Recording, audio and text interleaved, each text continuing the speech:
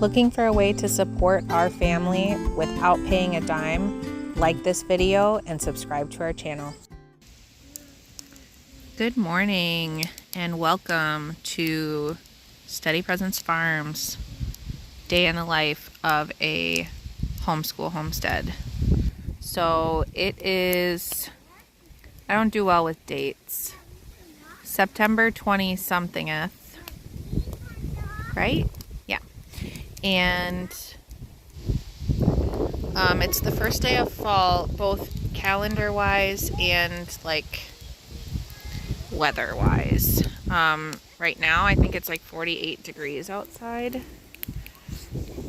And so this is what every day of homeschooling looks like when it's fall and winter. That is for me.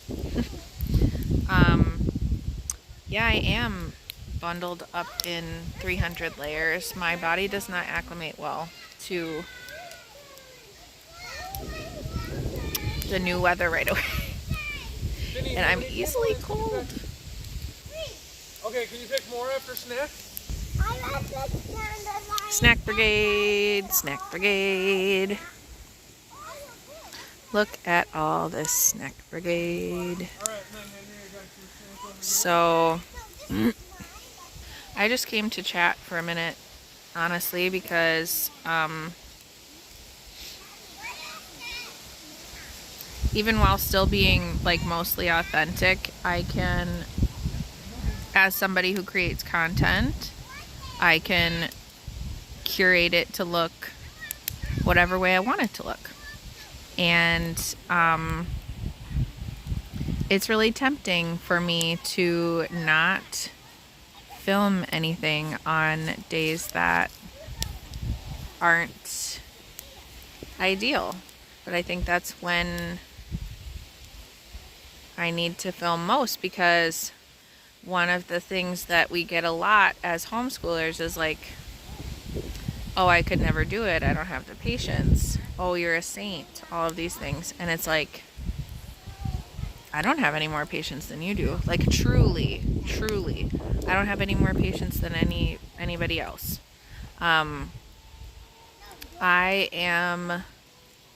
We've had like 3 or 4 rough months.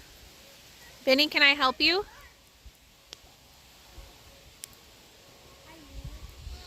Three or 4 rough months where it's like every couple weeks something else hits us. And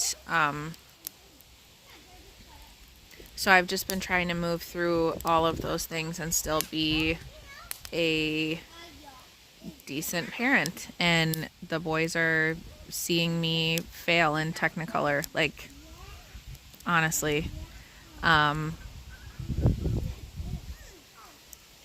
I'm so thankful for all of the grace they have for me and for Dylan as we go through things that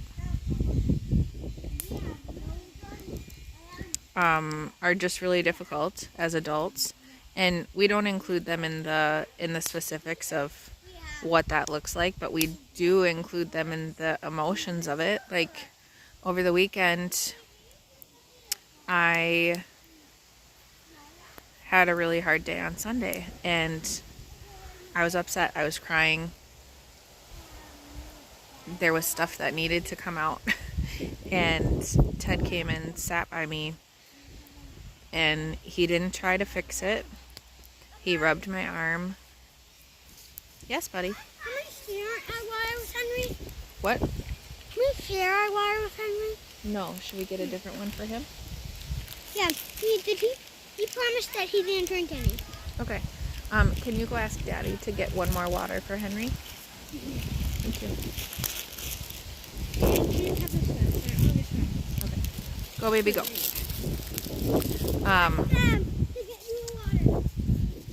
He rubbed my arm and he didn't try to fix it for me. And I said, Teddy, I am feeling so overwhelmed. He said, yeah, I feel that way sometimes too. He kept rubbing my arm. And he said, emotions will go away, Mom. Don't worry. And that's like exactly what I needed in that moment. And that's the things that I'm telling him when his emotions get the biggest.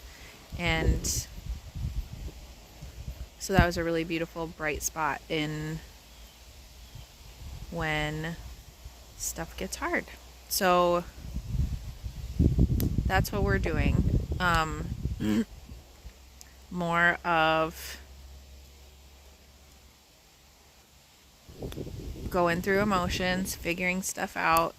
I'm really thankful for the change in season because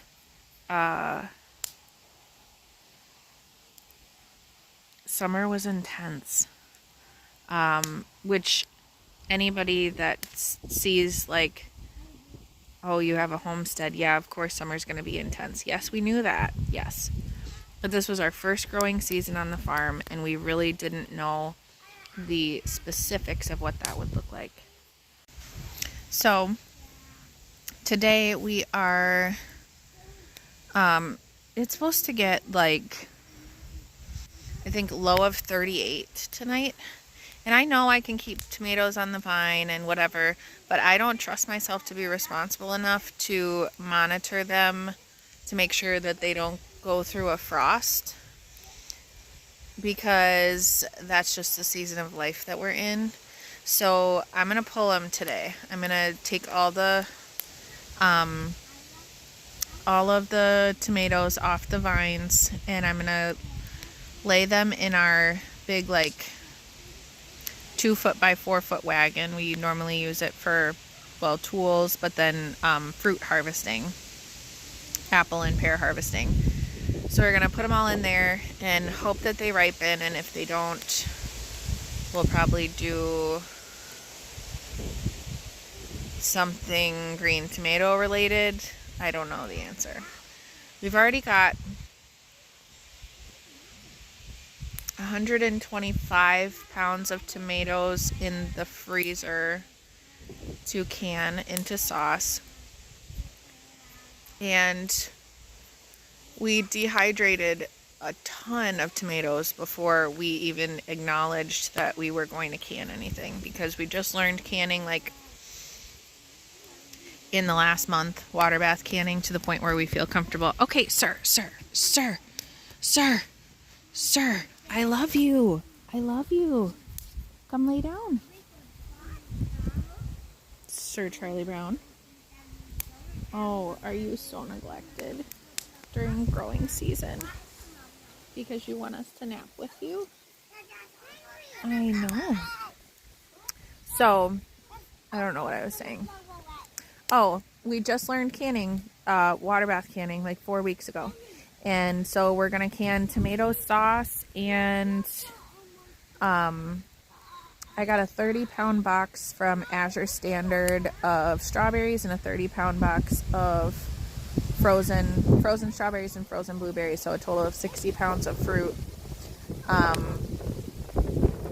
And so I'm going to make tomato sauce and jam when the love of my life, best friend ever, Miss Brianna, comes and visits for 2 weeks at the beginning of October.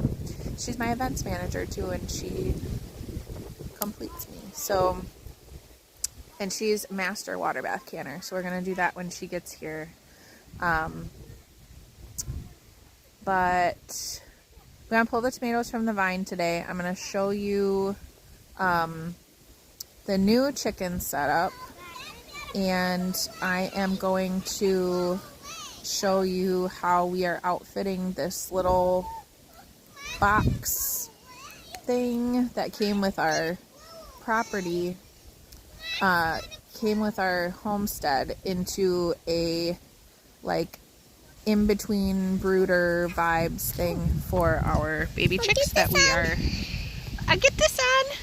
Okay. Hey, be gentle. Hey, Be gentle. Charlie Brown, I love you. Gentle. Okay, here we'll lay everybody down. Oh, wait. Those fingies, they're rowdy. You got rowdy fingies. Hold on. You got them? I didn't. You didn't? Look at all those rowdy fingies. Here, hold on. Look at all those. Okay, now put your fingers through. You got it. Is that better? Yeah. Is one back in there? Is that one good to go? No. Yeah. This. Yep, it's perfect. It is? Yeah. Look at Do you have anything you want to tell everybody? So today we're doing the tomatoes. We might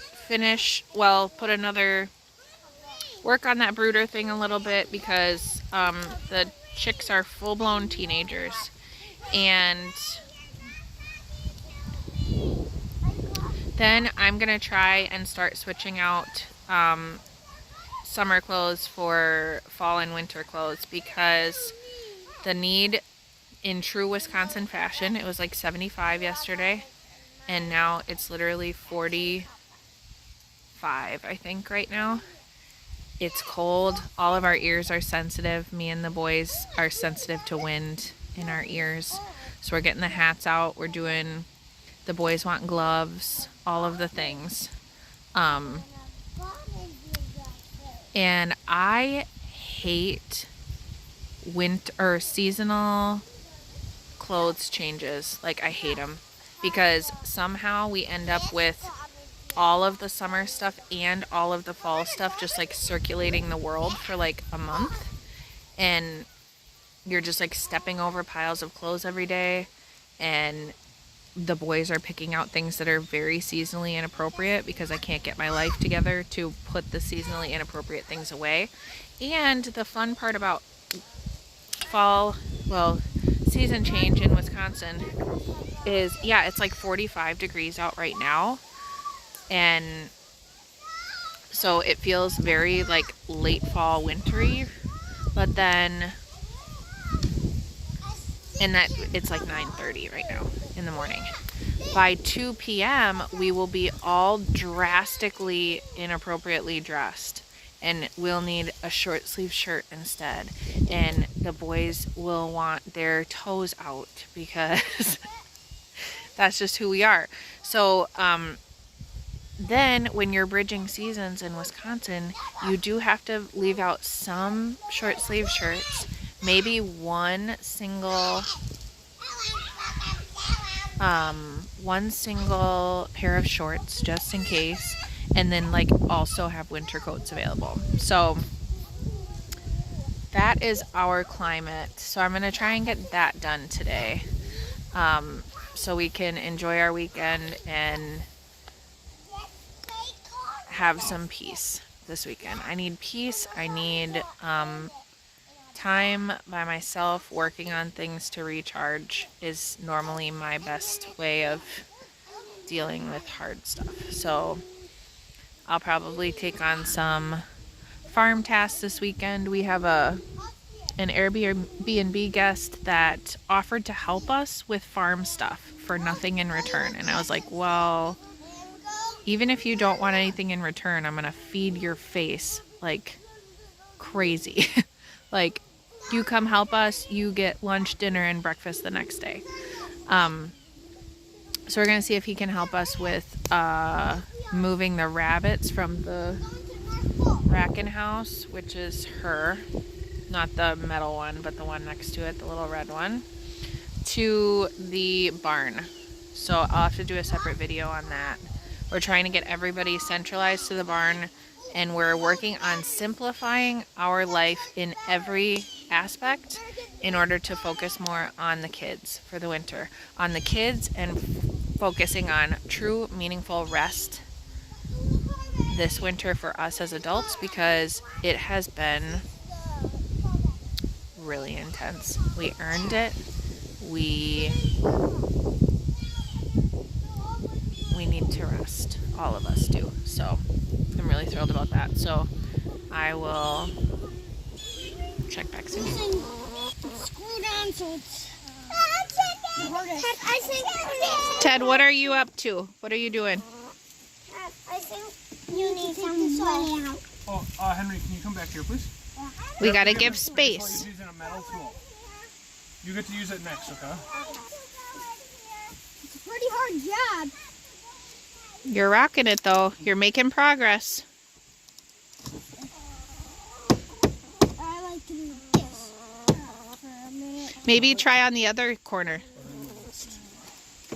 I like trying in the middle. I like where I could try in the corner. And then, So this is the new chicken setup. when you, This is a new chicken. She is beautiful. yeah. So Blew off of a brick one. this is the old milking room, because this used to be a dairy farm, we think. So we built this run. The previous owner, I think, used this for dogs. So there was a dog door there already, which works perfectly. There's a Chenzo laying down. And then we made this huge run over here, which I'm just extremely proud of. So we're gonna put a roof over top for like a little bit of it, like right here, so that they have a covered space to go in during the winter, which will help with egg production, because chickens are their egg laying capabilities are influenced by sunlight. And then Ted's teaching them, right? It's no use. Should I take it from here? No, I can. No, I can do it. Okay. Try. Ted, if you need it off, maybe our magic door knows how to do it. You want me to take it from here? Maybe our magic door knows how to do it. Nope. hey, Henry, let's give Ted another turn, okay? Then I think you can do that. Well, yeah, I'll take it from here. And I can go now. Yeah. Oh, you're getting it, Ted. Yes. Here, let's move that magic door item, Dad. The magic door. So we're putting an automatic omelet door on this so that we don't have to let them out in the morning and we don't have to put them in at night. This is part of us simplifying to have more time as a family. How do I... So I'll show you inside.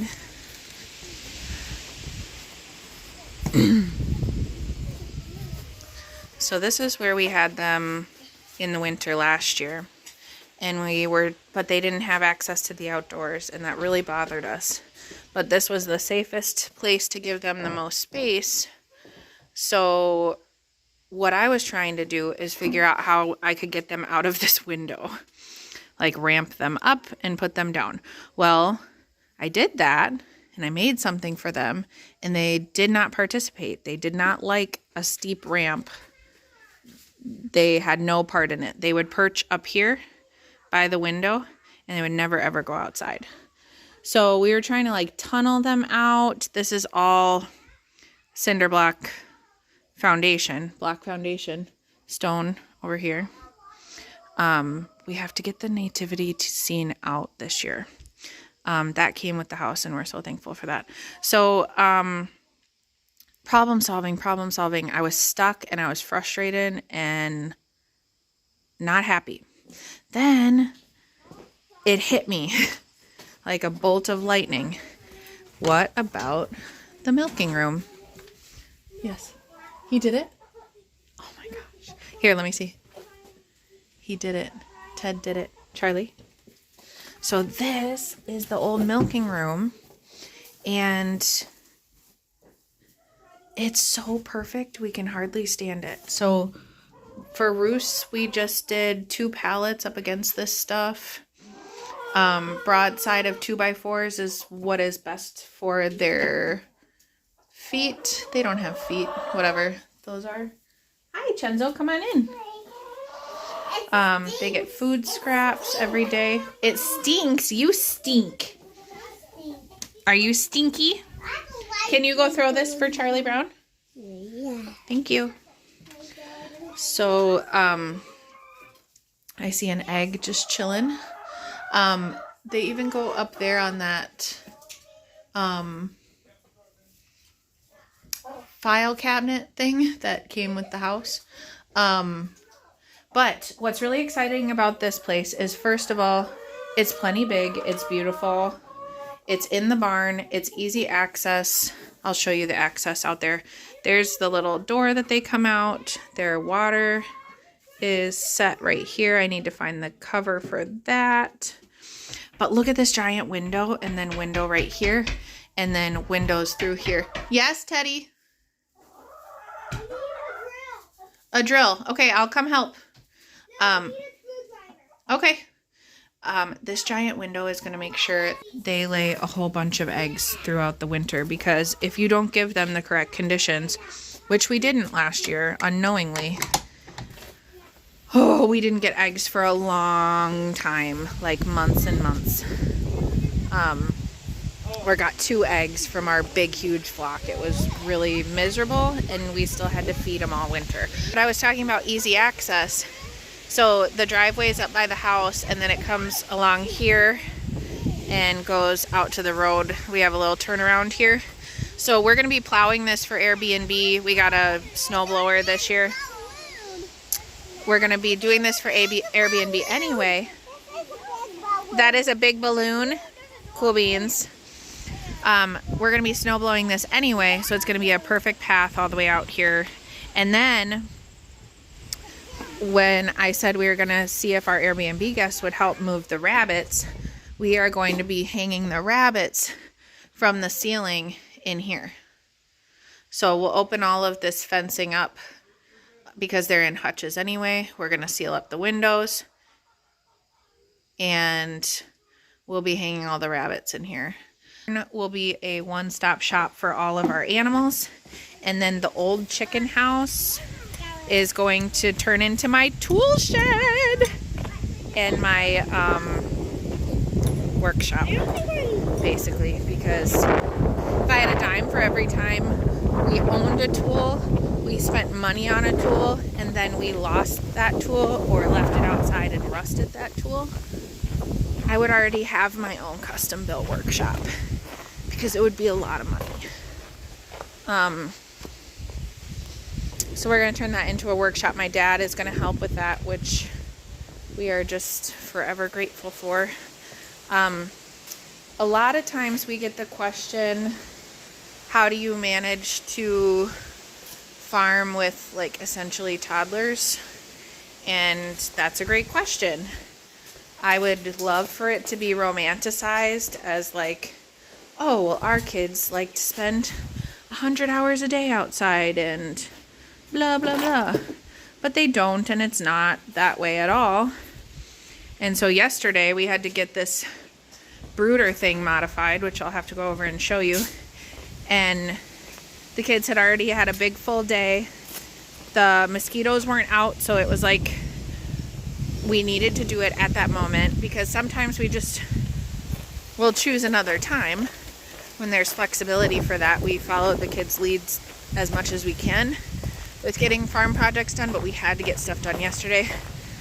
So we have this double stroller, this blue double stroller that we take everywhere with us, so that when they're wiped out or need a break or whatever, they can just sit in the stroller like Vincenzo's doing. And we brought the Paw Patrol blankets out, and we put this phone holder thing. What? What? Let me help you. Hold on. That should be exactly what you need. You're welcome. And we put the new season of Go Dog Go on, and they watched a ton of shows. But they were outside. They were parked next to us while we got our project done. And that works for us. And I don't feel one iota of guilt about it, to be honest. I feel like I should feel guilty, but I don't. Hold on. You did it, buddy. It's done. Yeah, it's done. You installed this by yourself, William. The thing is, once it detects that it's dark, it takes 20 more minutes for it to close. Okay. So, I mean, we can trial it here and we can always move it. Okay, so within this big run that we made, we put this Brooder Box thing, and this was a brooder that was left from the previous owner, and Dylan thought that this was a like box that carried a part of machinery that they then crafted into a brooder. It had a heater over here, and this was kind of open, so we predator proofed that guy with this random piece of board from our last house and the hardware cloth. And then we put this on hinges up here, and then it's all nice and get a better, yeah, nice and beautiful in there. So then on top of here we are going to put, okay, can you see, so the duck house right there, used to be the duck house, is covered in that metal sheeting. There's a ton of extra in the forest back there, and so we're gonna put a sheet on top of here to make it weatherproof on the top, because there's some cracks and stuff. It's not weatherproof on the top, so we're doing that. And then we're gonna outfit this with a door and a little ramp. And then this is going to be, so then we have 30 chicks. I'll show you the chicks. But then here to here is going to be the same 5-foot poultry netting. And so our older chickens will be able to see the babies that are in here, and they can kind of interact with one another without actually being in each other's space and have access to each other. And then once they've been in here for a while, we'll be able to integrate them at night into the big chickens. At that point, we will have 15 plus 29, 44 laying hens. And then we've got like 3 roosters, 2 geese, and we've got 3 ducks that we need to find new homes for, because we're simplifying away from the ducks for the winter, because we don't have functional running water. It's not tunneled or underground, and so the water to the barn, the water line will freeze and be an issue. So last year for the ducks, Dylan was bucketing out warm water from bringing nasty buckets in, because everything is weird and gross on a farm. Not gross, but like there's dirt. He was bringing these gross buckets in to fill up with warm water to bring out to the ducks so that they can have a little tiny pool that they can preen and wash all their feathers off and everything. It was kind of a nightmare. So could we do that again this year? Sure. Are we choosing to? No. We found really good homes for the other ducks, and we're just saying no to that this year. So yes, that is that. So the geese and the roosters will go in with the chickens, and then the rabbits will be in that other part of the barn, and then all of our animals are one-stop shop in the barn, where we can also store their extra feed, where we can store the hay, where we can have a 55-gallon drum of water with a heater in it, like a livestock heater disc in it, so that we don't have to be filling waters from the house every day. It's just a really good plan, and we're really excited about it. So that's that. Let's go see the chicks. Here are the teens. We have lost exactly exactly one chick out of all the ones that we purchased by using this brooder system that was built by Wisconsin Poultry Things. We have nothing but incredible things to say about it.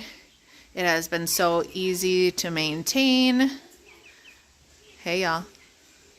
These are golden Comet Pullets, which means all ladies, all laying hens.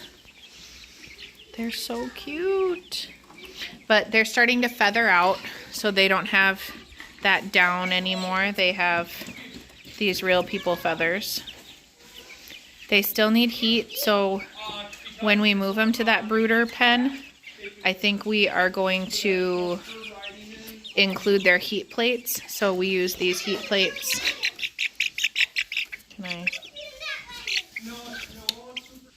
Yeah. Ooh, it's kind of fun in there. So that's the heat plate that they're standing on. We need to raise them up some. And I think we'll put those in their sleeping space in that brooder that I just showed you.